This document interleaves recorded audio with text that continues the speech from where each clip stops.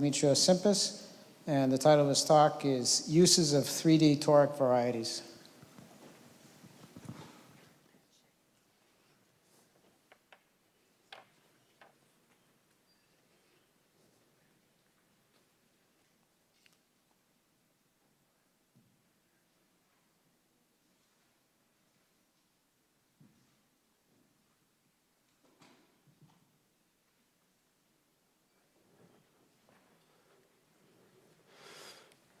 I would like to thank the organizers for the invitation.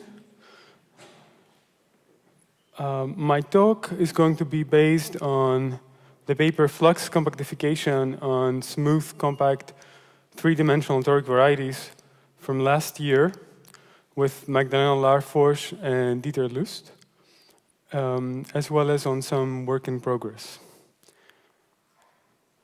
And here's the outline of my talk. Oops. I will start by motivating the problem. And then I will give a brief introduction to 3D SCTVs. Smooth, compact toric varieties will be abbreviated to SCTV. Ultimately, I will be interested in constructing SQ3 structures on SCTVs. And for that, I will need to say a few words about SQ3 structures, as well as about the symplectic quotient description of toric varieties, which, as it turns out, is the most appropriate for my discussion.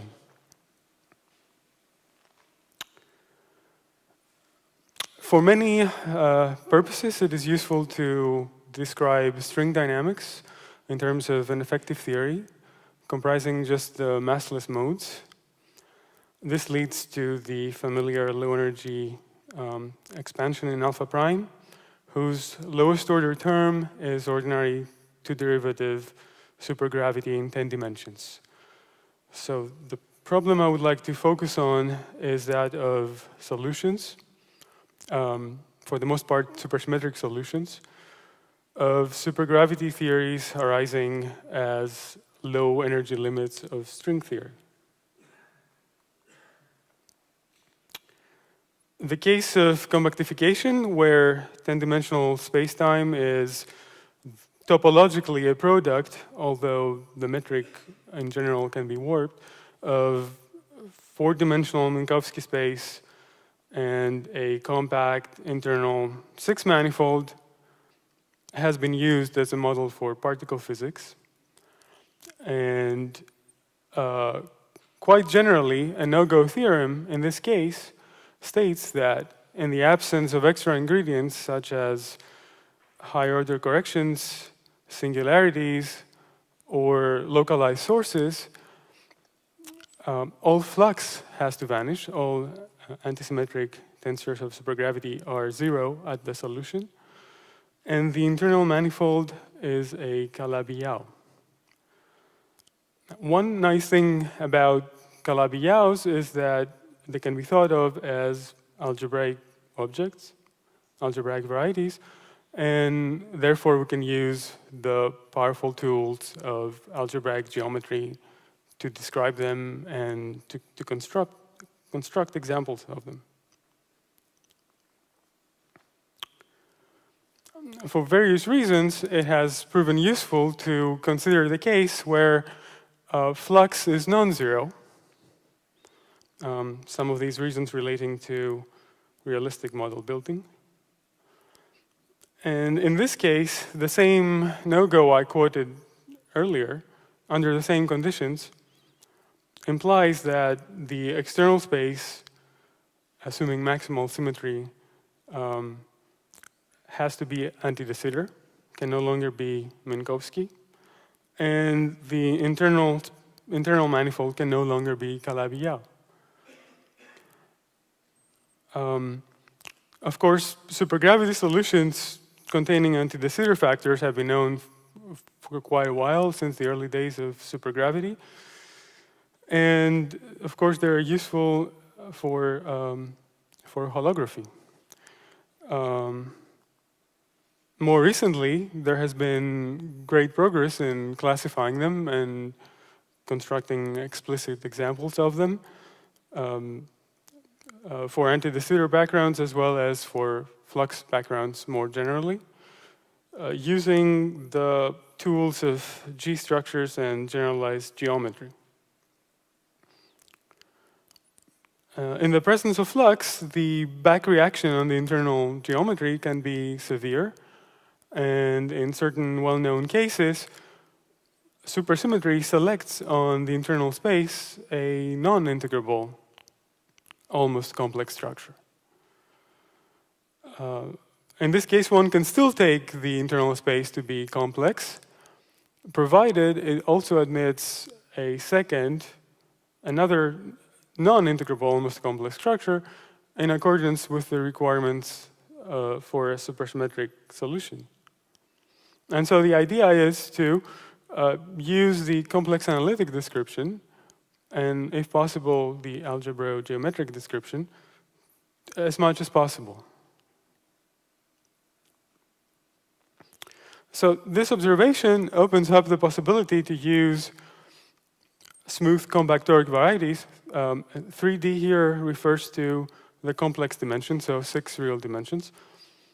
To use 3D SCTVs directly as internal manifolds in flux compactifications. And this proposal has not been systematically considered in the past because there are no compact toric Calabi-Yaos. But in the context of flux compactification, that's no problem because the internal space is not required to be a Calabi-Yao to begin with. Of course, there's been abundant use of toric varieties in the past, but for their purposes of constructing supergravity backgrounds, their uses have been sort of indirect, either as ambient spaces in which Calabi-Yaos can be embedded as submanifolds, or in the construction of non-compact Calabi-Yaos. SCTVs present us with a playground of infinitely many topologies, and at least in the approach I will be discussing, everything can be constructed explicitly, including the metric. So, as I said earlier, I will be interested in ultimately in putting SU3 structures on these spaces, and here is the path I would like to take. I will start with the weighted triangulations of the two-sphere, which, as it turns out, can be used to classify 3D SCTVs. And from that, one can reconstruct the fan, so-called, and fundamental generators of the associated SCTV. And from that data, one can read off the U1 charges that go into the symplectic quotient description of toric varieties. And from the symplectic quotient description, one can construct the SU3 structure and determine the geometry of the space. So toric varieties can be described in terms of fans. To each toric variety, we associate a fan and vice versa. A fan is a collection of cones in the real extension of a lattice, N, and the rank of the lattice, D, turns out to be equal to the complex dimension of the associated toric variety. Each cone is generated by a finite number of elements of the lattice, and the cones are put together in a certain way so that every 2 cones intersect on a face, and each face of each cone in the fan is also a cone in the fan. And the set of all generators of all cones will be denoted by G sigma for a fan sigma. So the Miyake and Oda showed that the classification of 2D SCTVs reduces to the classification of so-called admissible weighted circular graphs. An admissible weighted circular graph is one which can obtain from the first 2 here by successive application of a certain operation, which turns out to be the diagrammatic equivalent of a blow-up. And this picture shows all admissible weighted circular graphs of up to 6 vertices. Let's now consider the 3D classification. Now we have a rank 3 lattice, and we put a 2-sphere centered at the origin. Then Miyake and Oda show that there are correspondences between 3D SCTVs and admissible double Z weightings of triangulations of the 2-sphere on one hand, and admissible N weightings of triangulations of the 2-sphere on the other hand. And let me explain the terminology. An N weighting of a triangulation is an assignment of elements of the lattice to each vertex of the triangulation. An admissible N weighting is one which can be obtained by intersecting the fan with a 2-sphere to obtain the triangulation, and then assigning the generator of the corresponding one-dimensional cone to each vertex. A double Z weighting is an assignment of a pair of integers to each spherical edge of the triangulation, as in the picture. And admissible double Z weighting is one for which this set of equations these equations are compatible with each other as the vertex V runs through each vertex of the triangulation, and the weighted link of the vertex V is itself an admissible weighted circular graph. And the bottom line here is that given the double Z weighting, we can solve this set of equations to determine the fundamental generators of the fan of the associated toric variety. And the partial classification result of Miyake and Oda states that a minimal 3D SCTV, where minimal means it cannot be blown down, is either a certain CP2 bundle over CP1 or CP1 bundle over 2D SCTV. Or if the number of vertices in the triangulation is less or equal than 8, it corresponds to one of 13 cases listed in that paper. So I have discussed how to go from weighted triangulations to generators of the fan, and now we can discuss now we can pass to the symplectic quotient description. In the symplectic quotient description, one starts with a parent space Cn with holomorphic coordinates Z1 to Zn, and a set of moment maps mu A with index A running from 1 to S. And here the dimension of this associated toric variety is the difference of these two numbers. And the moment maps are given by these equations, where the xi's are real parameters, also called phi Heliopoulos parameters in the gauged linear sigma model language. And the q's are U1 charges generating a U1 to the S action on Cn, as in this expression. And in this description, the toric variety is obtained as the quotient of the preimage of 0 under the moment map, the level set, divided by the U1 to the S.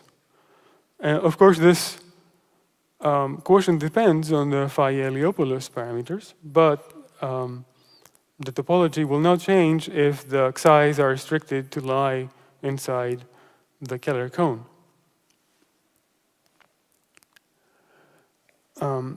In order to discuss the SU3 structure, we need a convenient description of forms on the manifold. And forms on the preimage of the moment map are pullbacks of forms on the manifold if and only if they are basic. And such forms can be thought of as forms on the parent space, Cn, subject to the moment map constraint and to a certain horizontality condition where P is a certain projector. Now, the relation with the previous approach in terms of fans comes by virtue of this set of equations where which relate the Q's, the U1 charges of the symplectic quotient description to the V's, the fundamental generators of the description in terms of fans. So we have seen how one takes the weighted triangulation and extracts the set of generators of the fan of the associated toric variety, and how from the fundamental generators one can read off the U1 charges that go into the symplectic quotient description. And now I would like to discuss the construction of the SU3 structure. A G structure is a principal subbundle of the frame bundle of the manifold. And for the special case of six-dimensional manifolds, supersymmetry selects an SU3 structure or an SU3 cross SU3 structure on open sets of the manifold. Of course, this is a local description.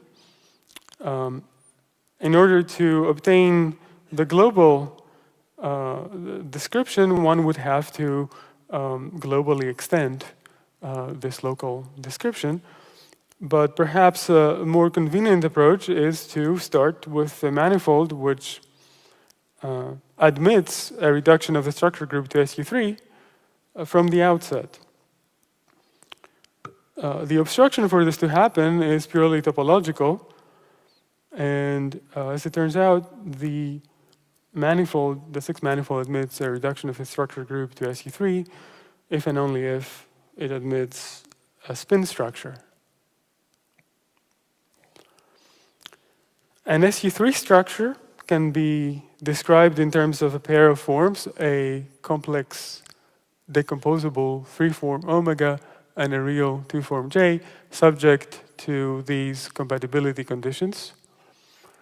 And the connection with supergravity comes about because, roughly speaking, one can think of the forms omega and J as bilinears in the internal part of the Killing spinner.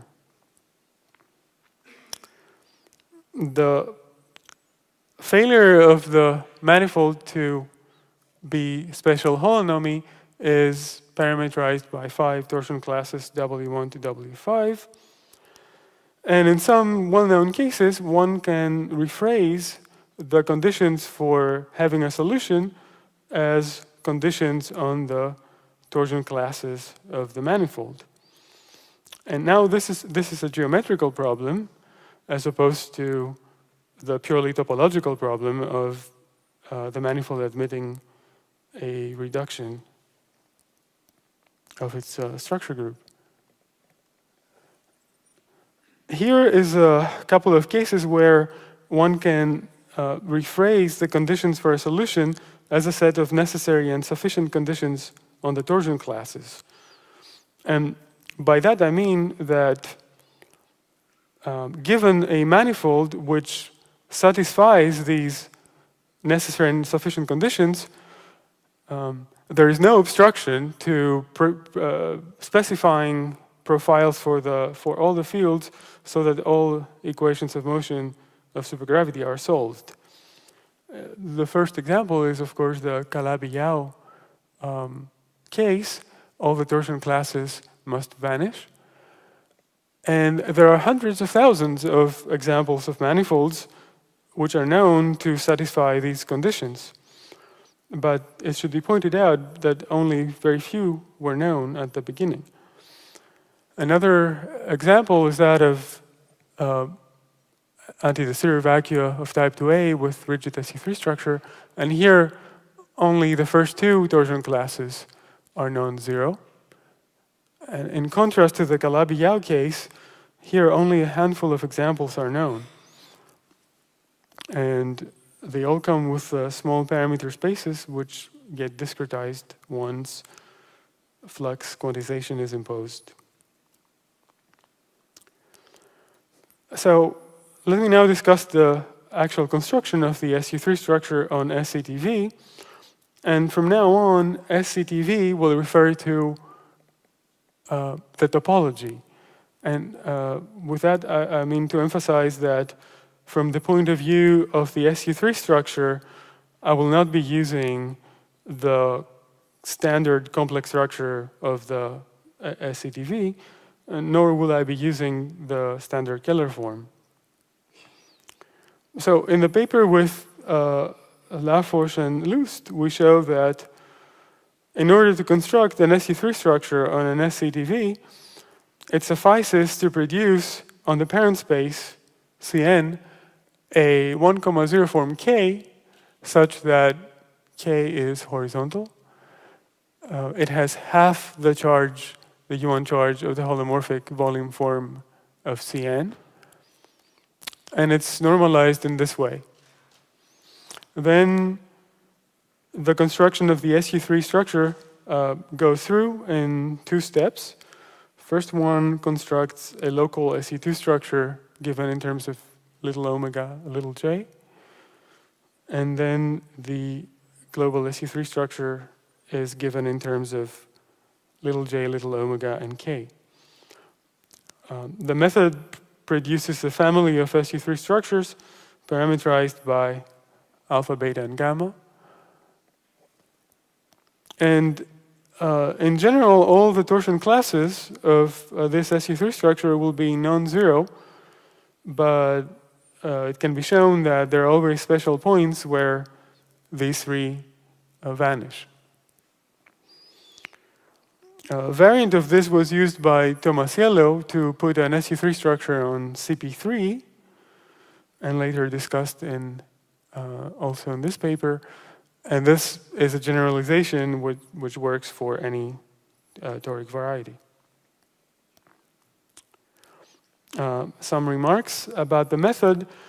The sufficient conditions I just stated turned out to be relatively easy to satisfy.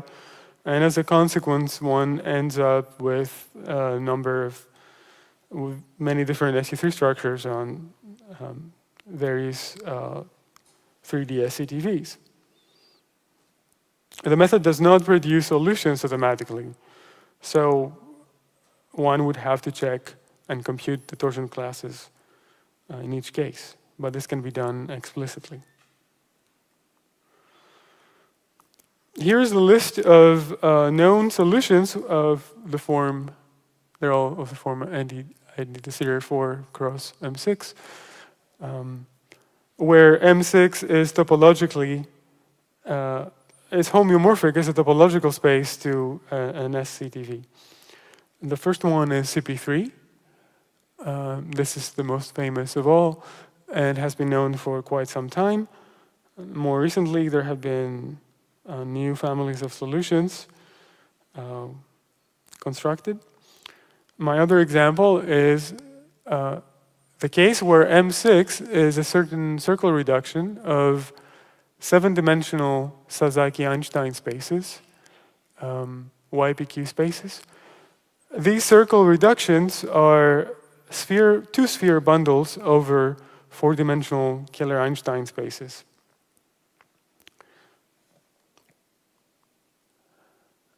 All these solutions admit massive deformations where, by massive deformation here, I mean turning on the Ramon's mass, giving a non-zero value to the rank 0 Ramon field strength of type 2A.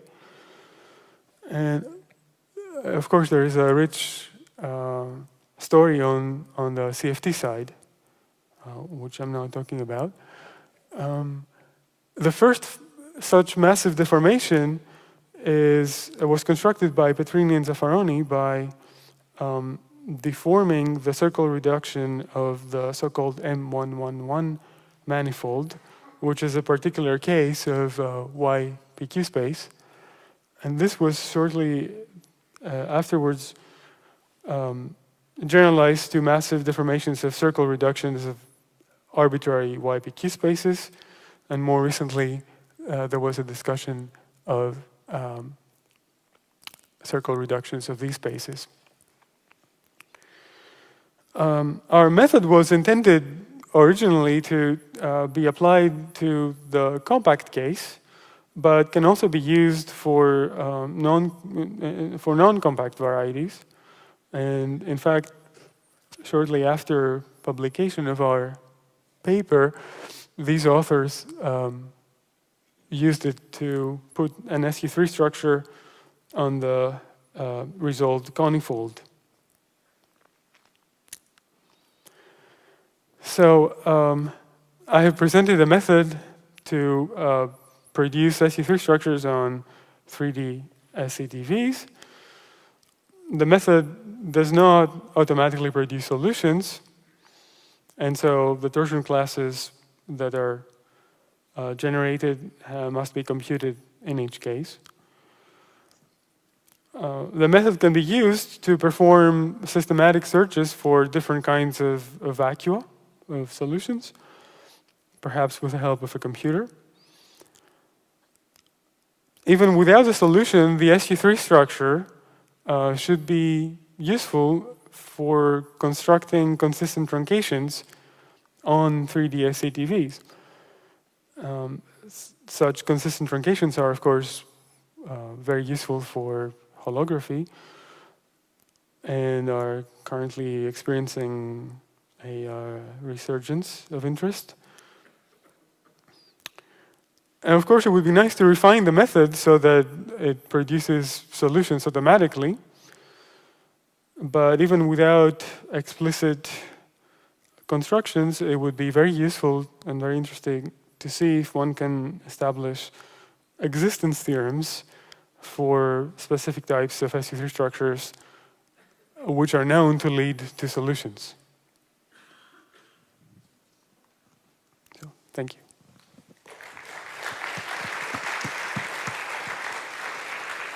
So we have time for a few questions. Is anyone questions?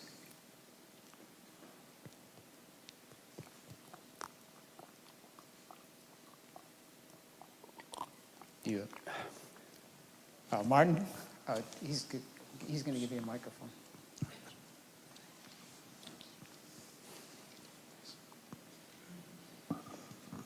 Have you studied at all? Can you make any general statements about what families of W's can be turned on, which must be, what are minimal sets, but what, you know? The minimal set that, as it is now, that you can turn off are simultaneously are W1, W3, and W4.